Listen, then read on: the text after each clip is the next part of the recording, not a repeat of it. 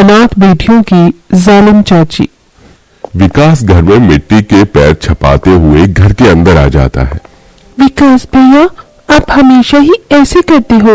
देखो ना, मैं भी पोछा लगा ही रही थी और आपने सारे में मिट्टी के पैर छाप दिए। ये मेरा घर है और मैं जैसी मर्जी आऊंगा। तुम होती कौन हो मुझे ऐसा बोलने वाली? एक तो तुम काम करते हो नहीं और काम बढ़ा देते हो हमारा।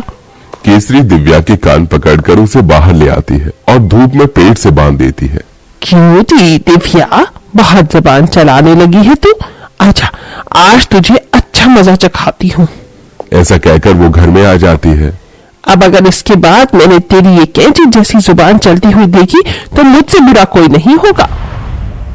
तुम दोनों यहाँ क्यों खड़ी हो? जाओ, गंदे कपड़े पड़े हैं, उन्हें धो लो।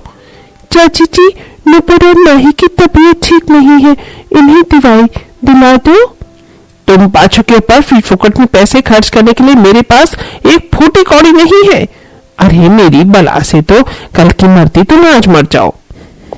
केसरी पांचों पर जरा भी रहम नहीं करती। इधर बेचारी दिव्या गर्मी में पानी के लिए तड़प रही होती है।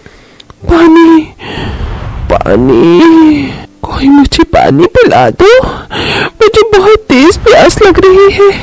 मेरा गर्मी से गला सूख गया है। कोई मेरी मदद करो। कोमल दीदी, दिव्या की बहुत हालत खराब हो रही है। कितनी जालिम चाची है हमारी, जरा भी नहीं सोचती हमारे बारे में। दिव्या को पानी देकर आती हूँ, तुम यहीं पर रहना। कोमल एक गिलास पानी ले लेती है और दिव्या को पिलाने के लिए पेड़ के पास पहुंच जाती है, लेकिन तभी उसकी चाची उन्हें देख लेती है। आहा, देखो तो सही बहनों का प्यार। तेरी हिम्मत कैसे हुई मुझसे बिना परमिशन लिए इसे पानी देने की? मेरी बहन प्यास से तड़प रही है चाची, उसे पानी पीने दो। लगता है तुम्हें मेरी बात समझ में नहीं आती। आज तुम पांचों का भूत ही उतार देती हूँ। केसरी बाकी की तीनों को भी लपेटे में ले लेती है। पेट से बांधकर वो एक डंडी से उन्हें मारना पीटना शुरू कर देती है। बोलो बोलो, आज की बात तुम मेरे बिना कहे कोई काम करोगी? मुझे बिना पूछे अपनी मर्जी चलाओगी? इस तरह उनके जालिम चाची उनके ऊपर बहुत अत्याचार कर रही होती है, लेकिन उनके साथ ऐसा क्यों हो रहा था? आखिर उन पांचों बहनों की क्या गलती थी और उनके माता पिता कहाँ थे? चलिए ये देखने के लिए कहानी में थोड़ा पीछे चलते हैं। उषा, चलो, हमें लेट हो रहा है। लेट तो हो रहा है, लेकिन अपनी पांचों बेटियों को छोड़कर जाने का मन नहीं कर रहा है। कोई बात नहीं माँ, आप चले जाओ, आप ठीक होकर आना। उषा को पेट में पथरी थी और इसी के चलते उनकी कभी भी तबीयत खराब हो जाया करती थी। उसी का ऑपरेशन के लिए राजेंद्र उसे शहर लेकर जा रहा था। दोनों माता पिता अपनी पांचों बेटियों को गले से लगाते हैं और शहर के लिए निकल जाते हैं। शहर में उषा का ऑपरेशन शुरू हो जाता है और राजेंद्र हॉस्पिटल के बाहर बेसब्री से इंतजार करने लगता है। हे ऊपर वाले, सब कुछ ठीक ही रखना, कोई परेशानी नहीं होनी चाहिए। तभी डॉक्टर उनके पास आते हैं। ऑपरेशन सक्सेसफुल हो गया है, आपकी पत्नी को अब कभी पेट में दर्द नहीं होगा। ये सुनते ही राजेंद्र बहुत खुश होता है और अपनी पत्नी से मिलने उसके पास जाता है। उषा, मेरी डॉक्टर से बात हो गई है, कल तुम्हें डिस्चार्ज मिल जाएगा, फिर हम वापस अपने गांव अपनी बेटियों के पास पहुंच जाएंगे। इससे पहले कभी अपनी बेटियों से दूर नहीं हुई हूँ, मुझे बहुत बुरा लग रहा है। बस ये रात बीत जाए। उस रात उषा हॉस्पिटल में अपने बिस्तर पर लेटी होती है और उसके बराबर में एक कुर्सी पर राजेंद्र बैठा होता है, लेकिन अचानक से बहुत तेज भूकंप आता है और अस्पताल की पूरी बिल्डिंग गिर जाती है। इसी के चलते उषा और राजेंद्र भगवान को प्यारे हो जाते हैं। चाचा, चाचा, आप रो क्यों रहे हो? माँ और पिताजी को गए हुए आज 3 दिन हो गए हैं, वो अभी तक नहीं आए हैं।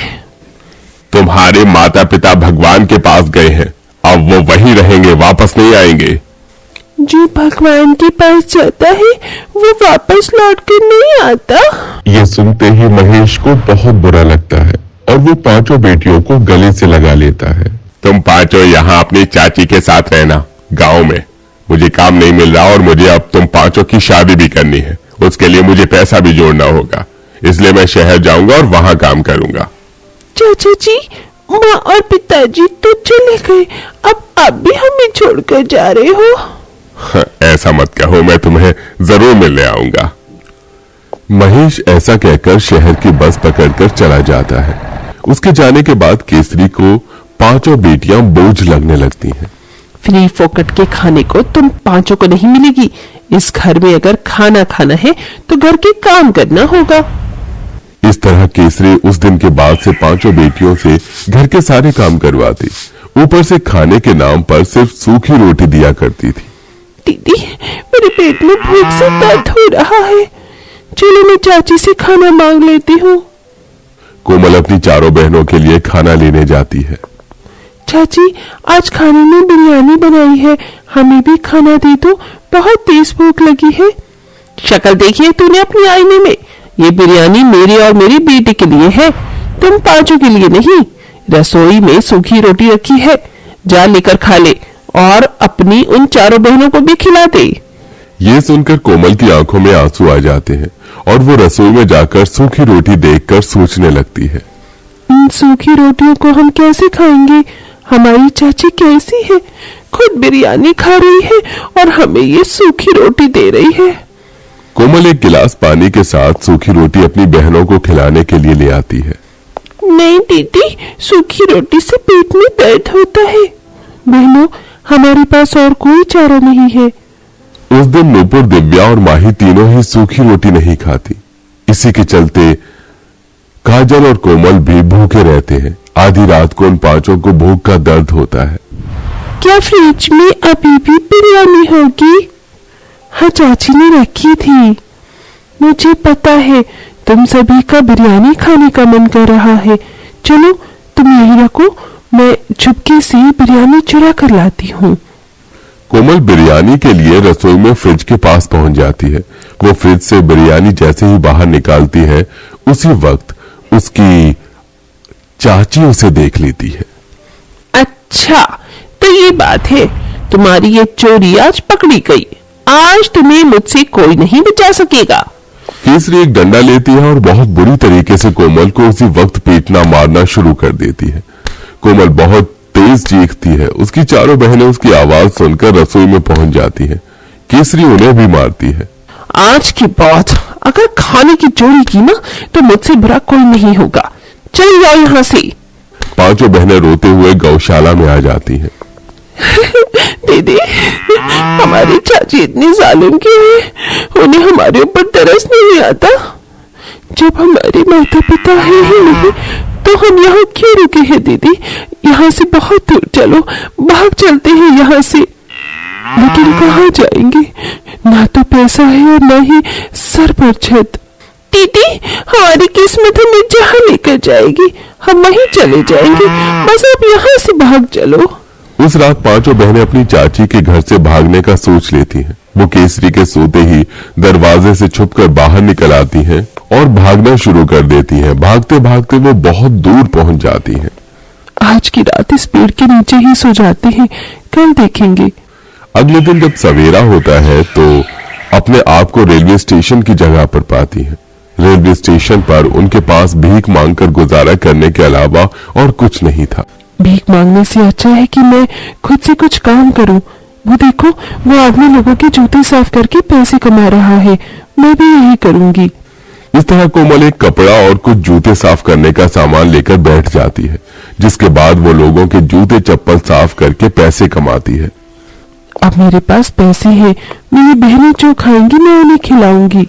गरीब बहन एक रेस्टोरेंट के बाहर जाने वाली होती है, लेकिन वहां का सिक्योरिटी गार्ड उन्हें भगा देता है, जिसके बाद वो एक ठेले पर जाकर समोसे खाती हैं।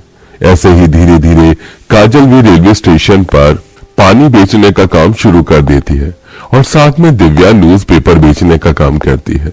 तीनों बहनें मेहनत करके पैसा कमाती हैं और अपने लिए एक किराए का घर ले लेती हैं। वक्त के साथ वो बड़ी हो जाती हैं, जिसमें से नूपुर और माही पढ़ाई कर रही होती हैं और तीनों बड़ी बहनें काम करके घर चलाती हैं। एक दिन रेलवे स्टेशन पर महेश कोमल को देख लेता है। क्या तुम कोमल हो? चाचा जी, आप यहाँ? महेश कोमल को गले से लगा लेता है। मेरी बेटी, मैंने तुझे कहां कहां नहीं ढूंढा। अपने चाचा को देखते ही कोमल रो पड़ती है और रोते रोते अपनी चाची के किए जुल्म बताती है। और फिर चाचा जी, हम यहाँ भाग कर आए, हम तीनों बहनों ने मेहनत करके पैसा कमाया और दोनों छोटी बहनों को पढ़ाया। तुम्हारी चाची ने तुम्हारे साथ ये सब किया, मुझे तो पता ही नहीं था। उसे उसकी सजा जरूर मिलेगी। मुझे माफ कर देना बेटी, मैं तुम्हारी परवरिश तो नहीं कर पाया, लेकिन अपना वादा जरूर पूरा करूंगा। तुम पांचों की शादी मैं करूंगा, क्योंकि तुम मेरी बेटी हो। चलो मेरे साथ घर।